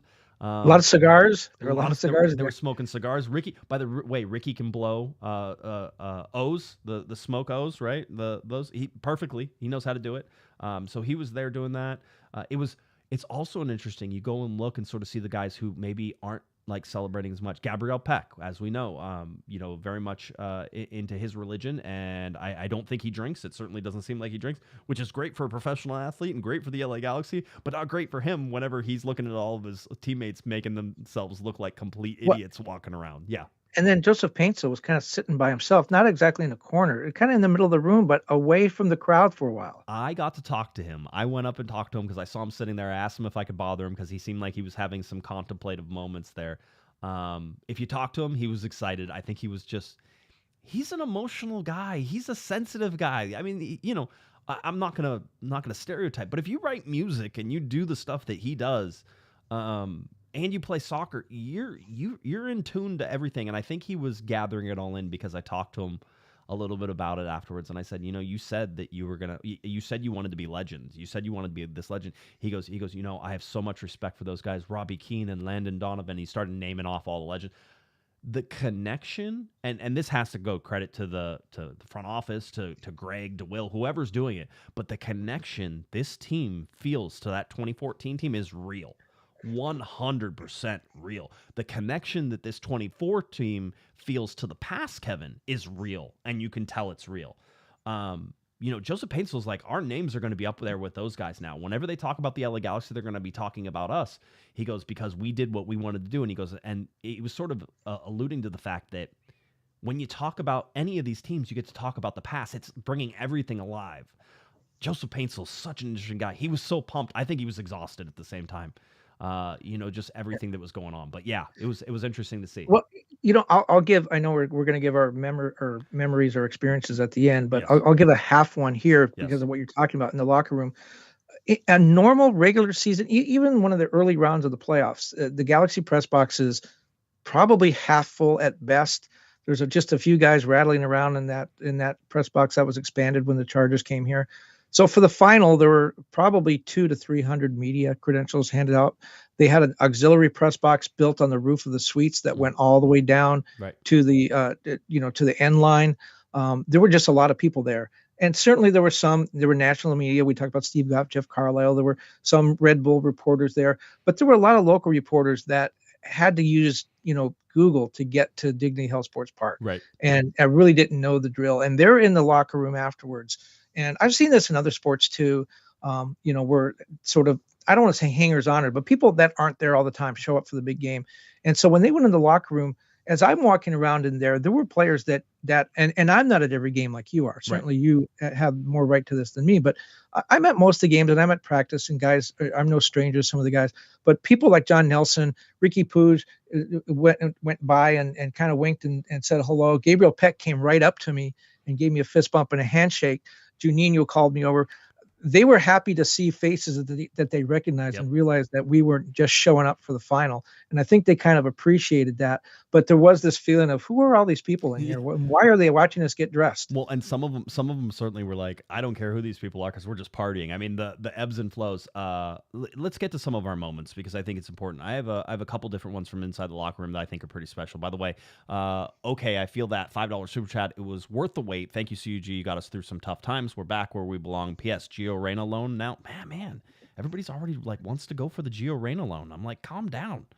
Let's see. Gustavo, $10 super chat. Going to listen tomorrow. Had to stop by for a super chat. Thanks again, Josh, for all your time and hard work for this club. Really appreciate the info. Till next season, amigo. See how they didn't point to you because they were like, no, we don't. No, you're the hard work. I'm just on your shirt tails. There's I have one from the locker room. Actually, there's probably two. I would like to at least throw an observation. So as I did, let's observe. There was a hug between Will Kuntz and John McCarthy in the locker room, fairly close to whenever they opened it up, and I was able to in there. Those two have some real love for each other. I think John McCarthy was like, "Will, you brought me here, and we won an MLS Cup together." That's what the feeling seemed to sort of be. But it was prolonged. It was nice. Those guys really do enjoy each other's company. I remember talking to Will about John McCarthy, and he told me, you need some of that Philly in the locker room. Like you need something there. Like you need John McCarthy to sort of provide that spark, right? And Will being an East Coast guy, you sort of get that. Yeah, he's from Brooklyn, so he kind of gets the Philly vibe too. Yeah, he did, right. So he goes, you need a little bit of that. And I think it was pretty spot on. Remember, Mitrovic was supposed to be in the mix for this. John McCarthy ended up being the starter for this. And as much as he was maligned early in the year, he played pretty spotless down the stretch. Not too many big mistakes that cost goals. There were some certainly during the season. But not in this playoffs. You know what Vanney said at the press conference afterwards? He was asked about that. And he said, Jonathan Bond, a great goalkeeper, but he gave up a ton of goals last year, and they weren't all his fault.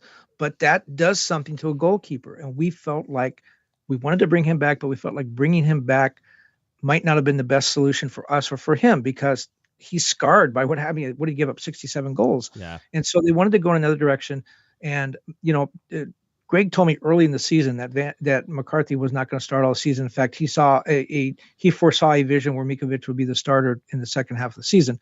But he said with McCarthy, he wanted a guy with a big personality, a guy who was loud, that would organize the defense, that would bring guys together.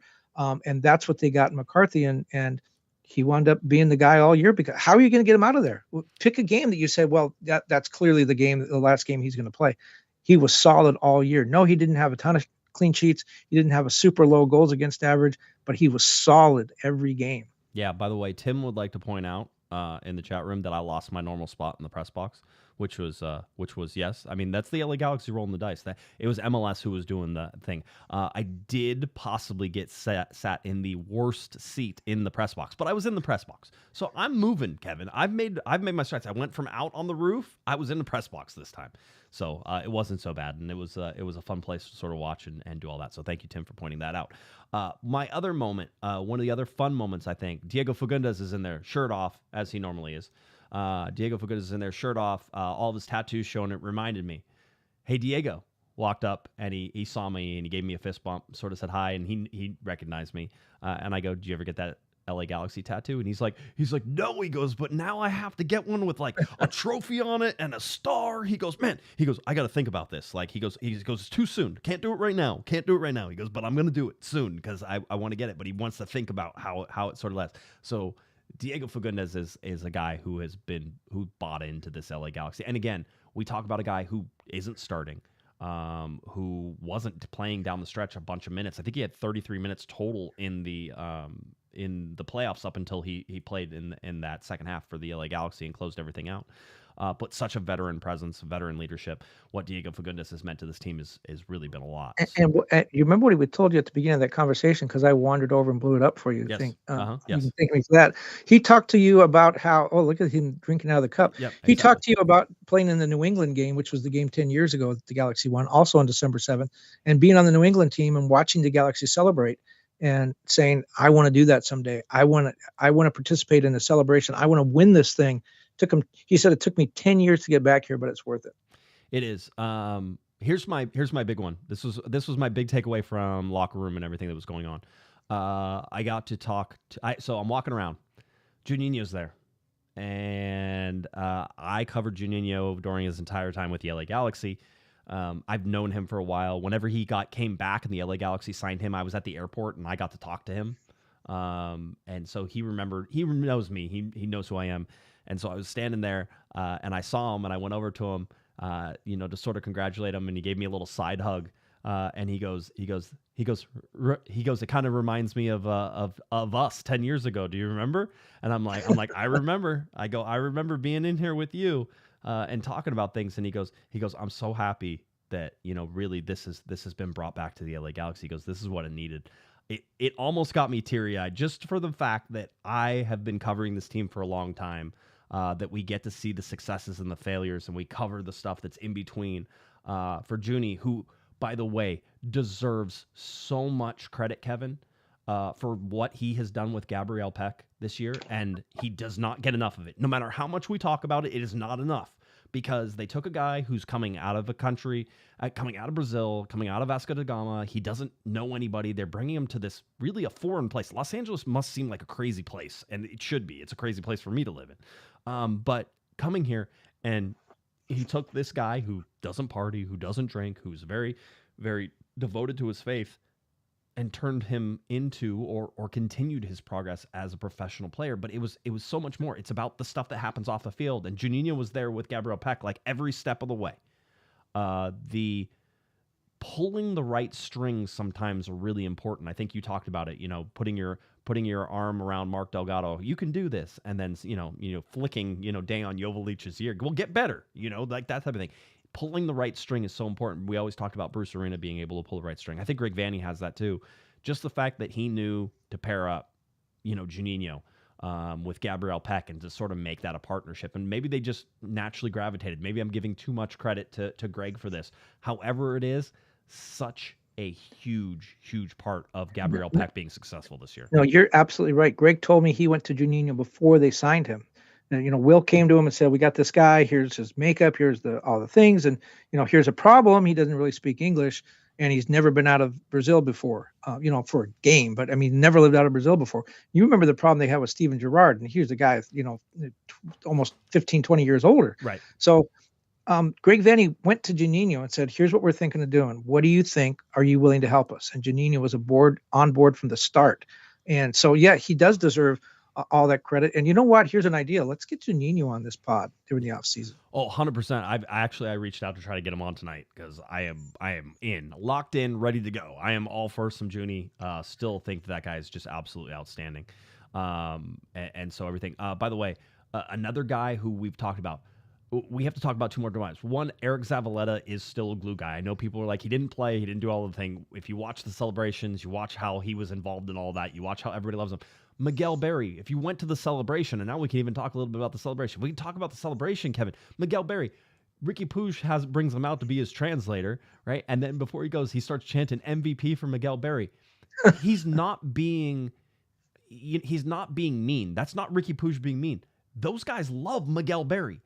Absolutely love him. I talked to Miguel after in the locker room, and he thinks, and he should, I don't mean to say this, he thinks he's part of this team. Like, he knows he's part of this team. He knows that everybody in here loves him. I said, hey, Miguel, I go, let's take it back to May. Galaxy are losing 2-1. It's the 6th minute of the stoppage time. Ricky puts in a cross, and you're going to go after it, but, dude, it didn't look like you were going to make it. You slide and you score a goal. That one moment right there in May ends up preserving the closest the Galaxy really ever got to losing at home. And what he was able to do, I go, but the important part of that is that the undefeated streak, Kevin, is a momentum builder, right?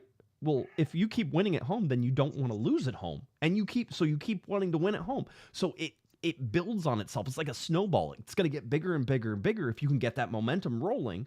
And eventually the snowball's huge because everybody now in the league knows that you don't lose at home. Everybody on the team, the Galaxy, is like, we don't lose at home. That doesn't happen. We're going to win this game. Miguel Berry saved that at the very end. What happens if they lose to RSL there? Do things go differently? Certainly butterfly flapping its wings, the winds across Japan of the sea, typhoon, the whole butterfly effect. It could have caused something, but they love Miguel Berry. And then Martin Cáceres. Was certainly singled out as a real mentor to Amiro Garces. And you want to talk about a guy who turned this LA Galaxy season around, Amiro Garces. So look at Martin Cáceres and what he was able to do with Amiro. Well, and Cáceres not playing and knowing he wasn't going to play could have easily just said, hey, I'm a 4-time World Cup player. I'll see you guys later. I'll go inside and do my rehab and then I'm leaving. Yep. But no, he sticks around. That's why I'm saying this is a special team. The Galaxy have something special here. And I'm not just talking about the collection of players. And I hope Tom Braun's listening because I want to put in a plug for we need to be in the locker room next year. And the reason I say that isn't because I want to watch guys get dressed. Believe me, I've seen too many. That's just a bonus, Kevin? Is that what you're saying? Yeah. Well, you really reached on that butterfly story. So yes, I know. Right now. With all my career, I've seen way too many people, men in underwear, that I really don't want to see that anymore. But I was struck by how much camaraderie and togetherness this team displayed, and that'll be part of my memory when I get to it, in the locker room, because on the field and just listening to press conferences and stuff, for most of the season, this seemed like a bunch of cocky, confident guys, which is great. Right. That's what you want. But as we said, Ricky seemed a little diva-like, and some of the guys strutted a little bit. And then you see them in the locker room, just loving on one another. That's something we didn't see all year because we would see them come one at a time into the press conference after the games, or they'd walk off in pairs after training, and we'd see them for 30 seconds as they walked across the parking lot. That wasn't enough time. And when you're in the locker room, even if you're interviewing player A, but you see player B at his locker talking to somebody, we get a really good chance of how Robbie and even David Beckham and some of these guys would mentor the younger players. We saw where the lockers were positioned, how David Beckham always had a young player next to him, and Donovan did. And, that what told us how the team acted with one another when nobody was watching. We need to see that again because I was really surprised. And maybe I'm right. Maybe this team came together in June, July, and August. And that's when as they were winning, that's when they became friends and teammates. But I was just shocked. I wasn't aware of the level of camaraderie and real love that these guys had for one another. That was a little, I don't want to say it surprised me, but it made me understand why they were so good. And I probably missed that in the summer. It is certainly something. Bob, by the way, $5 super chat. Great job to the supporters who boycotted the push for change at the club. What an awesome turnaround. Total turnaround. We've talked about it all season. But by the way, AEG called to tell me after my column that had nothing to do with it. Okay. The boycott had nothing to do with it. That's fine. they're allowed. They're allowed to have their opinion even when it's wrong. Let's see. Rock, $2 super chat. How's Chris Klein feeling these days? Probably fine. His wallet's full. He's okay, guys. He will recover eventually, and I really like Chris, so I hope he's doing well. I do too. Chris is a great guy. He just maybe was not up to the job, or something went wrong, or maybe he was told what to do by other people. I don't know. We need to dive into that more in the offseason. I think that's one of those things we could certainly talk about. There's stories to be told on all this stuff. Chris, by the way, $2 super chat. Appreciate you. Thank you for that, Chris. Celebration wise, this was my other special moment. My kiddo got to go with me to the celebration. My 5-year-old. I've had my 13-year-old come with me, but my 5-year-old got to go, and I was sort of like, basically, I wasn't allowed to go to the celebration unless I didn't take him with me, because my wife is like, you've been gone all day yesterday for the MLS Cup, so you better take him with you. And by the way, it was fun, and the Galaxy were nice enough to let him. So I gave him one of my credentials.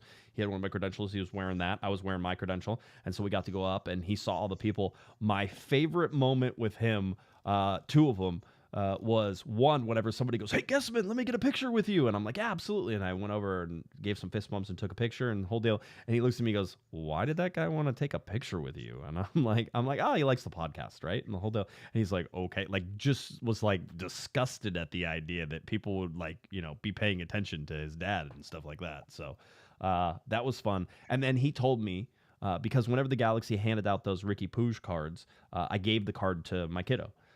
And so I said, here you go, bud. And so he goes, oh, Ricky Pooge. And so whenever you ask him who his favorite player is, he says Ricky Pooge because he has the card. He hasn't really gotten into watching a bunch of soccer. He'll watch it with me on occasion, but he doesn't get into the whole thing. So he's like, whenever they started announcing people come out, Will Kuntz got announced. And he's like, Will Kuntz. And my kiddo goes, is that Ricky Pooge? I'm like, no, Ricky Pooge is much shorter, right? And so every time they would announce somebody, and then finally it was like, Ricky Pooge? And I'm like, yeah, that's Ricky Pooge. And he's like, okay. that was it. It was not impressed. By the way, you can say his name. You don't have to keep calling him kiddo. No, or unless I'm he's not in the going witness to. protection No, program. yeah, Okay. I don't. I try not to. I mean, people know. If you're around me, it's fine, not a big deal. But no, that's my little thing. I call him kiddo. I call my oldest my oldest. That's how that works. But no, it was a lot of fun to have him there with me. And I had to leave here early because we had Christmas light tickets. We were supposed to go walk to some Christmas lights and do that stuff. So we had to leave a little early, but I went back and watched some of the stuff that I missed. Just highlights for me. Miki Amane is such a character, and what it was. We are champions, and does his little dance. And I'm sure somebody's going to tell me that's from something, but it was hysterical. And then he goes, I have a pencil. I have an apple. I have a pencil apple. I have an apple pencil, I think is actually how it went, right? The whole deal. Hysterical. Just absolutely hysterical. Joseph Paintsel just was like, yeah, I'm going to sing to everybody. Joseph Paintsel, when did Joseph Paintsel ever have a concert where there were 5,000 people ready to hear it? Has that ever happened before? 10,000 people. However many people were there. Has that ever happened? Has he ever sang in front of a crowd that large before? I want to know these things because he went out there. You got a free concert with your celebration. Amazing. Ricky Pooge grabbing the mic from Joe Tutino and being the MC. By the way, Ricky goes, he goes, oh, I want to stay here forever, right? The whole deal. That was in regards to him taking over the mic from Joe Tutino, not in regards to him staying in Los Angeles forever. But if you guys want to read it that way, go ahead. I just thought it was great. We know that the LA Galaxy, after the whole locker room thing went on MLS Cup night, went out. We believe they went to the Orpheum, where I think they had some sort of after party for them, and then somehow ended up staying out until about 5 o'clock in the morning, is from what we understand. And lucky for us, we had an LA Galaxy fan who was paying attention at the Key Club sometime deep into the night. The LA Galaxy singing "We Are the Champions," as they probably sang, well, I don't know, like 300 times that night, because I know in the locker room they sang it about 5 times just whenever we were in there. But there they are hanging out, partying deep into the night. So 5 a.m. they finally get done, Kevin, and then they had to show up for a 3:30 start time for the celebration, even though I was told 3 o'clock. But they were there for that and doing it. I think some of them were still drunk, which I would be totally expected at this point. It was Certainly some of the coaching staff was. I don't think Greg Vanney was 100% recovered from his night out, and nor would I have been. There's no judgment there.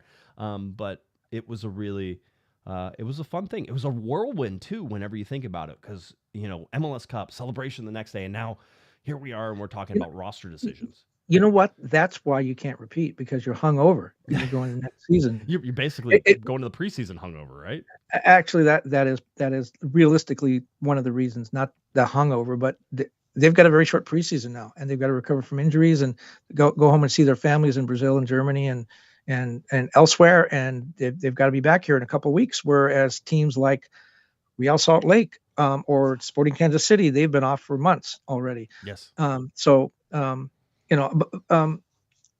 I mean that the celebration was great and deservedly. What are your moments though? I have to or give me your biggest, whether it's in the game or it was post game or however you'd like to couch that. Yeah, when you told me you were going to talk about this before the pod, I started thinking, and the game was the game. It was amazing. It was, but it was a game. I just want to go back to going into the locker room, and we're so used to being in there. Up until COVID, we were in there after every game, and we got to know the players and the relationships. And again, I was just struck by the camaraderie and the true love. And you talk about guys like Lempley. Okay, so Lempley didn't play as many minutes as Yoshida. He was right in the middle of the celebration, and all of his teammates were around him. It wasn't like, what are you doing here? It was like, yeah, you're part of the team. Come in here.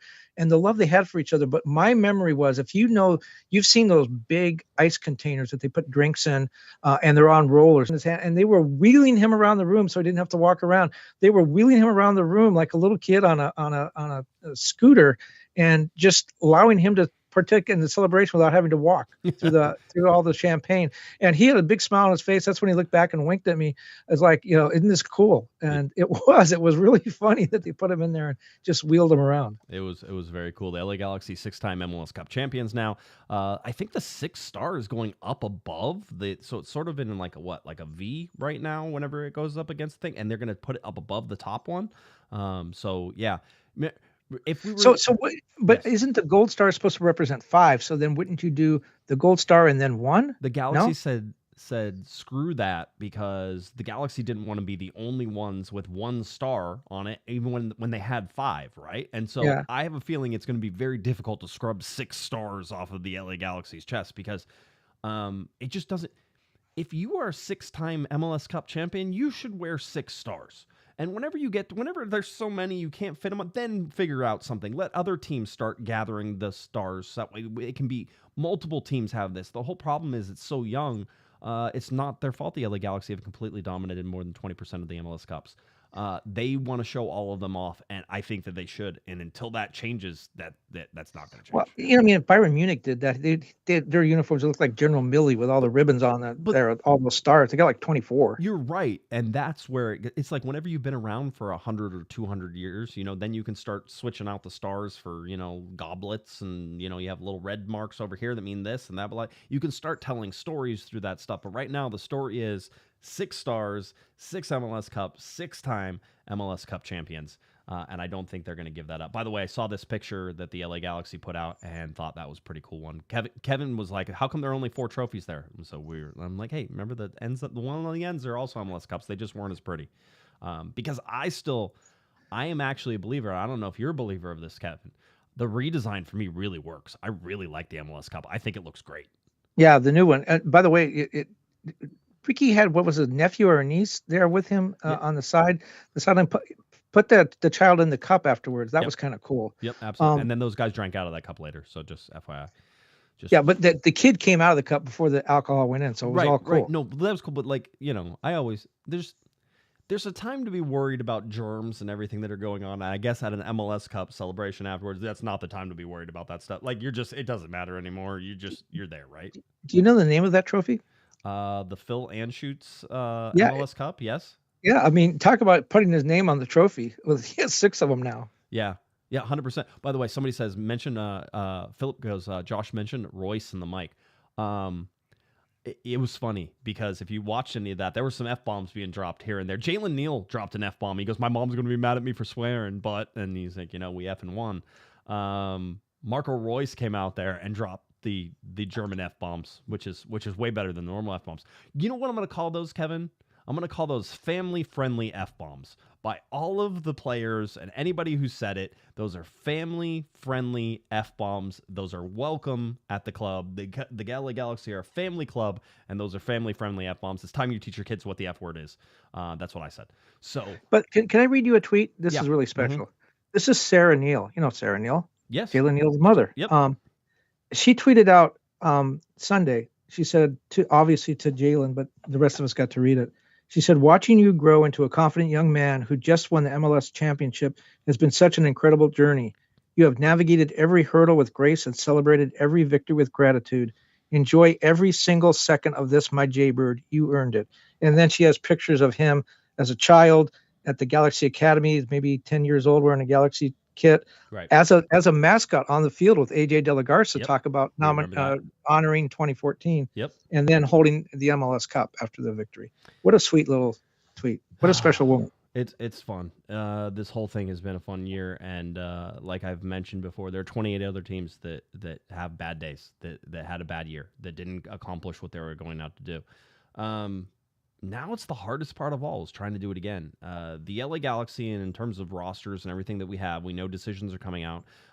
The ones I have that are out of contract are going to be Maya Yoshida, Mark Delgado, but he has a club option. The club can exercise that option. I don't know if they will, but we'll watch that. Martin Cáceres has his option up. Pay no attention to the Garces one on there. He's signed through 2028, so he's good. Brady Scott is out at 2024, but has 2 club options. You have Eric Zavaleta, who's up in 2024. You have Tucker Lepley, who's up in 2024, but he has 3 club options. So there's a lot of stuff there to sort of be decided for the LA Galaxy, and we'll see. What we're expecting tomorrow is that we will hear that the LA Galaxy either exercise options. Here's the categories. They're either under contract, which they'll say under contract. The LA Galaxy will either exercise or decline options on those who have options, and then they'll have out-of-contract players. And that will be, I believe that's all the ones. And then they'll probably give a hint as to who they're still negotiating with if they declined options or if they're out of contract and they're trying to bring them back.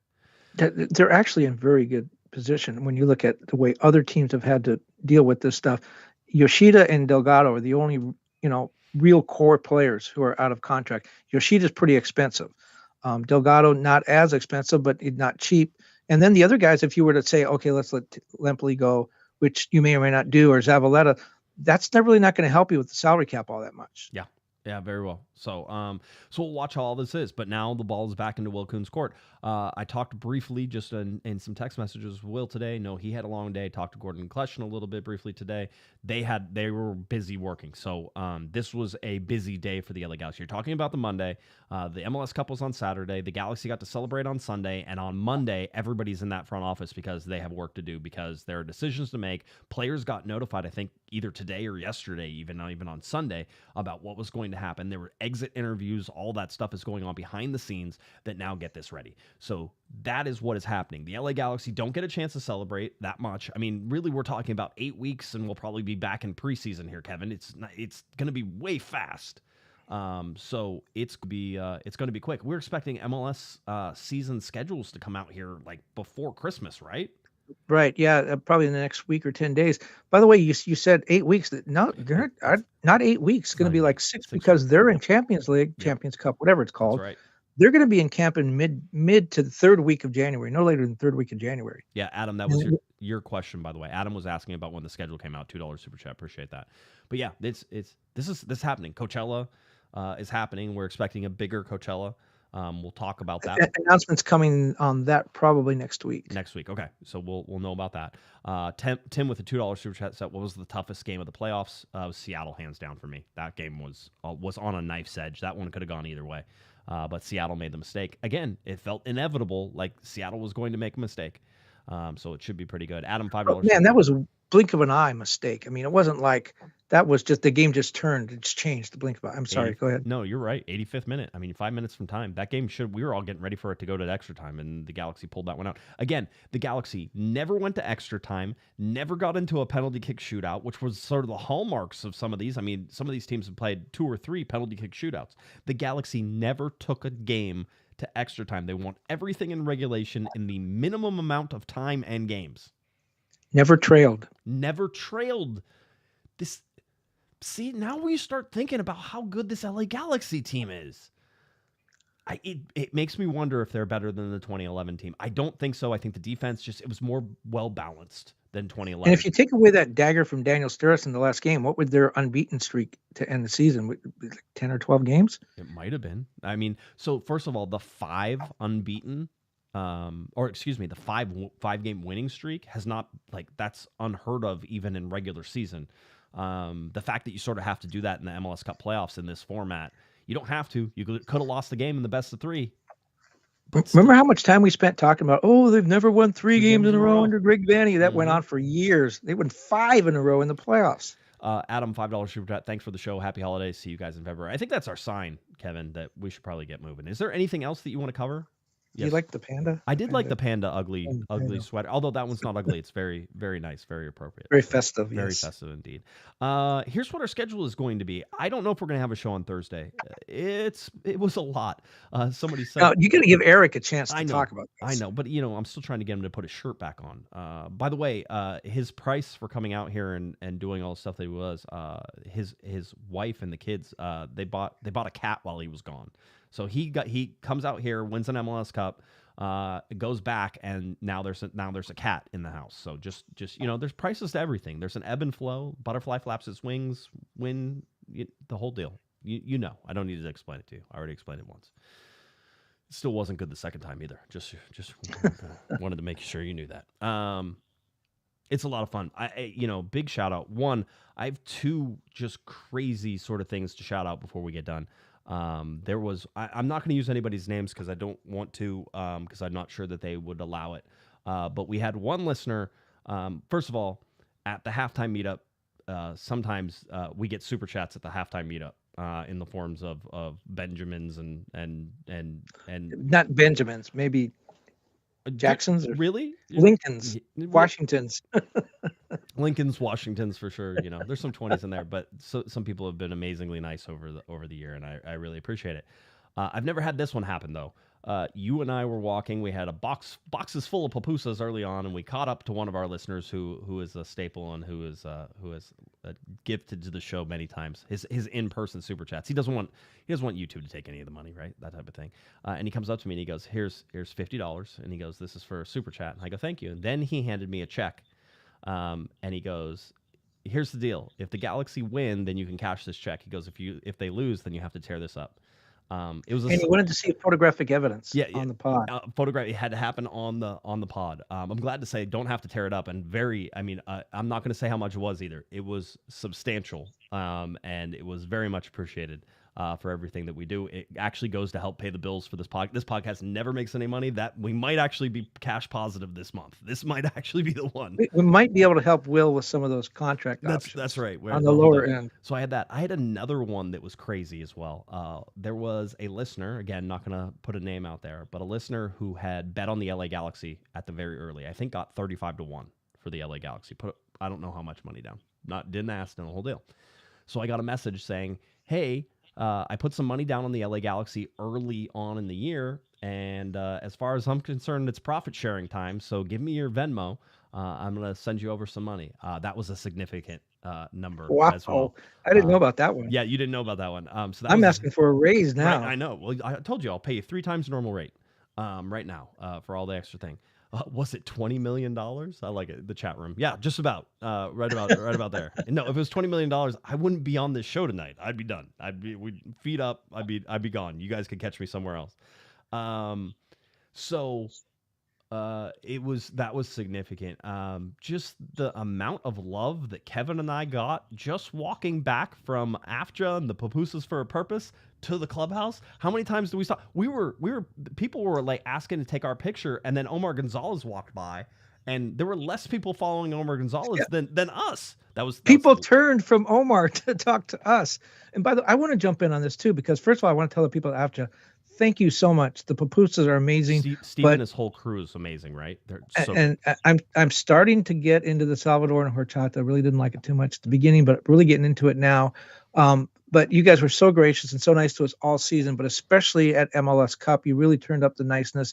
And to be able to share some of the Salvadoran culture with our East Coast friends was a big deal, especially since they turned their back on your offer at the beginning, and then we showed them the pupusas, and they took them and loved them. So, Yes. after, thanks for what you do. The work you do away from the Galaxy is amazing, and we appreciate your support of us. But I also want to say the thing about the fans, and we see fans down at the staircase at halftime, and then walking around, and I've seen fans walking to the interviews after the game when I have to go through the stands. People call out.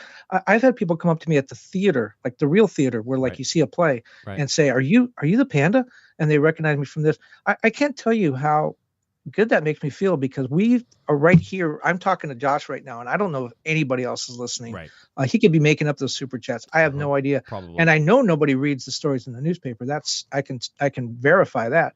So to have you guys come up and say that you actually appreciate the show, or listen to the show, or you've even heard of the show. One guy came up with his 2 daughters, and it was introducing us to them. Like, they've listened to the show since they were born, and what a cruel punishment for them. But just the idea that someone listens to the show, first of all, is amazing, and I just love that. But that you guys appreciate it enough to come over and talk to us and ask for a picture. And I hope we're always gracious with you. I think we are, but I can't express how much that means to us, because we do this for free. Yeah. By the way, Kevin. Well, at least I do. I don't know. Maybe you're taking a hefty Well, no. salary. I was going to point this out. You could, if you go to the LA Times and ask them to print out the MLS Cup sections for you, right? Like the sports sections, or for front. I don't know where it was on the page or whatever it was, but front page of the sports section. If you got a whole bunch of those, you could charge like $10 per at the game for people to like buy them from you. Like, you should just go get a stack, and next time just be like, hey, it's $10, and then you could just make some cash on the side. I'm telling you, right? Everybody wants that paper. Nobody wants to read that paper. They just want the paper so that way they can see it. And this is your chance. I was getting people saying to me, like, how can I get a copy? And I remember back in the day, what I would tell them is go put, $1 in the news box or whatever, and lift it up and just take all the copies. No one's going to know. But you can't even do that anymore, because there are no news boxes. There are no, those went away. So they're not going to do it. All right. I'll probably do a show on Thursday, because otherwise Hammer will be angry. So I'll probably do it. We'll see. As long as nothing major happens, we'll plan on something on Thursday. But I'll keep you guys updated as it goes. Anything else? Closing thoughts? Closing remarks? I mean, we're saying closing like we're not going to be back here talking very soon about the LA Galaxy roster moves in the offseason and everything else. We're coming to the break. We just haven't got that break yet. Yeah. What about Monday the 16th? You haven't decided yet? I don't know yet. If we do one on Thursday, it would be unlikely that there is enough news to fill the Monday, but we'll talk about it and sort of see. I don't know yet. So No, what an amazing season. Anyone that wants to be mad at Sasha Kleston, or whether we mentioned LAFC on the show, you're missing the point. This was a special, special year, and it probably feels like, if you're a Galaxy fan for a while, it probably feels like the glory days. Right. It's not. It's different. It's way. I think we're going to try to do something in the offseason here. Don't think it'll be before Christmas. I think it'll probably be after, shortly in the new year. But let's do something, and we'll certainly do something. By the way, I figured it out. Somebody just reminded me, and they didn't even say it, but the idea was that I said I would wear the Greg Vanney special, which was in Seattle. It looked like he wasn't wearing that shirt underneath his blazer, and so I was going to wear a blazer with no shirt. And the scarf on, and so I will get that lined up for Thursday, because that's definitely a Thursday show and not a Monday show. So, gonna pull that off. We'll get somebody on as a special guest too. Maybe can we get Greg Vanney on for that show? That would be too much, right? Is he recovered? I don't know. I would imagine so. I imagine he was in there working today too. So, if you can get Calif on, man, he is so much fun. He's on our list in the off season for sure. Yeah, we got to talk to some of those we'll get there. We'll get there for sure. All right. Your LA Galaxy are 6-time MLS Cup champions. 10-year drought is over. Goals from Jovalic, goals from Joseph Paintsel, a 2-1 win over New York Red Bull, an epic locker room celebration, an epic celebration at all. I mean, looking at Will Kuntz talking, looking at Maya Yoshida, Mickey Imane, so many great guys. Edwin Cerrillo, seeing him up there, listening to Joseph Paintsel sing to the crowd. I don't know what else you want. That's about as Hollywood as it gets whenever it all comes down to it. It's almost like they were singing on the top of like the record store, because the stage was sort of set up on the concourse up above and out in front of Legends Plaza there. So it was pretty special. Great job by the Galaxy to get that together. Yeah, had to have been a last minute scramble. So, all right, you ready? We good? Yep. All right. Yeah, because we're Over only, an hour and a half, hour and 43 hour and minutes. 40 Yeah. I know. We've been going for a while. We've been talking a lot. Another record for the Galaxy. Another one, by the way. Josh's MLS Cup intros are undefeated. The Galaxy have never lost an MLS Cup when there was an epic intro. I'd just like to point out. So I keep that tradition going. So that's where we go. Empire Records callback. Yes, Matt Provino called it for it. See, I knew this is why I like Matt so much. He gets me. He understands me. On a real level, base level. He probably understands the butterfly effect thing too. All right. If you're looking for Mr. Kevin the Panda Baxter, you can follow him at KBaxter11. That's on Twitter, X, Blue Sky. I think you're even on Threads sometimes too. I don't know. But you look at KBaxter11. That's where you'll find it. And LATimes.com for all the sports coverage. You actually go by the newspaper. Find that sports section. It's going to be like a If you can find a newspaper, yeah, that'd be great. Find one. That's always good. If you're looking for me on Twitter and X, Blue Sky, any of those places, at Galaxy Podcast, cornerthegalaxy.com is where you can find all of our stuff on the website. And again, subscribe on YouTube, like, subscribe, do all that fun stuff. You guys have been amazing. The LA Galaxy, 6-time MLS Cup champions. A big shout out to Ray Plaza, by the way, as well, for this awesome song. So many great people, so many times. Let's get together in the off season. Let's have some fun, and then we'll rock and roll. All right, for Kevin the Panda Baxter, I'm Josh Pato Guesman. You've been listening. You've been watching to Corner of the Galaxy from the box on cornerofthegalaxy.com. Have a great one, everybody. You've been listening to the Corner of the Galaxy podcast on cornerofthegalaxy.com. You can follow the show on Twitter and Instagram at Galaxy Podcast. And be sure to check out and subscribe to iTunes, Stitcher, and Facebook by searching for Corner of the Galaxy. Fans, we thank you for listening. We ask that you be kind and courteous to your neighbors as you leave the podcast. We thank you for joining us and look forward to seeing you again. Until then, I'm Michael Araujo, and on behalf of the entire Corner of the Galaxy crew, goodbye.